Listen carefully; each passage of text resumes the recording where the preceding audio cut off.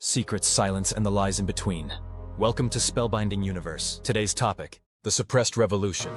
Hydrogen cars, electric dreams, and the secrets they don't want you to know. Imagine a world where cars run not on oil, but on water. A world where exhaust pipes release nothing but pure, clean vapor. A world where transportation is cheap, sustainable, and independent from global oil empires. It's not a fantasy. It could have been our reality, decades ago. So what happened? In the 1970s and 80s, visionaries were already building working prototypes of hydrogen-powered cars. Engines that could separate hydrogen from water and burn it cleanly, leaving almost no pollution. Independent inventors across the world, from the United States to Japan, were making headlines with vehicles that defied the oil industry's rules. Some even claimed to have developed engines that could run directly on water itself. But one by one, their projects were shut down. Companies went silent. Inventors mysteriously disappeared or sold their patents under pressure.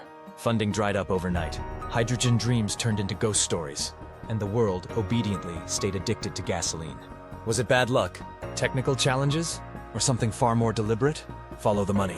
The oil industry wasn't just powerful, it was untouchable. Entire economies, governments, and wars were built on petroleum. Every drop of cheap, abundant energy meant trillions in profits for a handful of global players. Hydrogen threatened to blow that monopoly apart. A car that could refuel from water, powered by the endless rivers of the earth, needed no oil wells, no tankers, no wars. To some, it sounded like salvation. To others, it sounded like a death sentence for an empire. And so quietly but effectively, the great engines of innovation were turned off. Research grants vanished. Media coverage shifted to focus on impracticalities and technical obstacles. Promising startups found themselves suddenly fighting lawsuits, regulatory crackdowns, and mysterious financial sabotage. Hydrogen was pushed into a corner, branded too dangerous, too expensive, too futuristic, until it became a joke. Meanwhile, oil kept flowing, the world kept burning, and the powerful stayed rich. Then, in the early 2000s, something strange happened. A new player emerged, a man named Elon Musk. With Tesla, he championed electric vehicles at a time when the world still laughed at the idea. Against all odds, Tesla survived. It grew. It conquered. But here's the uncomfortable truth. Musk didn't challenge the old powers. He worked alongside them. Electric vehicles, while cleaner than gasoline cars, still rely heavily on the mining of rare earth metals. Lithium, cobalt, nickel. Industries controlled by many of the same financial titans who built the oil empire. Lithium mining devastates landscapes, exploits workers, and leaves behind environmental nightmares. Yet it's sold to the public as the green future. Who profits from the electric boom? Banks, corporations, and governments that already control global supply chains.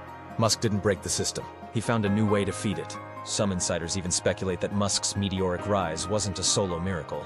That behind the scenes, deals were struck, hands were shaken, and a decision was made. Let electric cars rise, as long as they stay under the right control. Hydrogen, still far more decentralized and disruptive, remains conveniently in the background, forever just a few years away. And now, when a new hydrogen startup emerges, what happens? Big oil buys in, big auto buys in. New projects are carefully steered, regulated, slowed down. Hydrogen will be allowed, someday, but only on their terms. Only once it's profitable for the same elites who made sure it failed the first time. Meanwhile, the public cheers for their new, clean electric cars, unaware that the dream they were never allowed to have, limitless, clean energy from hydrogen, was crushed long ago. Was it conspiracy or just ruthless business? The lines blur when power and money are involved. But one thing is clear: innovation is allowed, as long as it doesn't threaten the wrong empires. The hydrogen car could have changed the world. It still might. But only if enough people start asking the forbidden question: why were we denied this future in the first place? Thanks for watching Spellbinding Universe. If this made you question what else might be hidden from us, stay curious. Remember, the biggest secrets are hiding in plain sight. See you in the next deep dive.